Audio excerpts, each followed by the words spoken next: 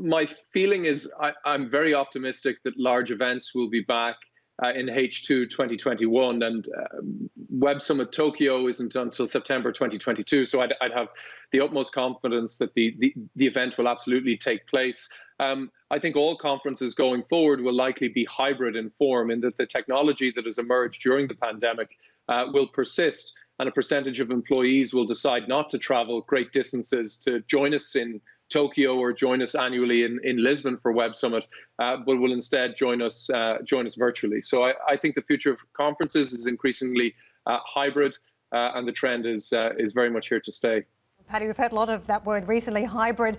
I want to bring up the piece of tape we just played out before we introduced you around Commissioner Weintraub, as she's talking about what sort of provisions should govern social media companies. And it's quite interesting, you've seen Republicans and Democrats motivated to make changes to Section 230 that really gives these Facebook and Twitter-like platforms immunity over content posted by their users. We're talking about a truckload of content here that they really struggle to monitor, and we've seen that over the course of the last couple of years.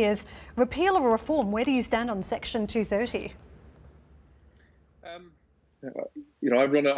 run a company. I think companies are incredible forces for good, but at the same time, they're highly authoritarian or totalitarian institutions, and devolving power over freedom of expression to ostensibly totalitarian institutions that are not answerable in any way to democratic governments is, I think, a dangerous precedent. Already, American technology platforms have been mandated by the US State Department to restrict the freedom of expression of journalists working in certain countries around the world.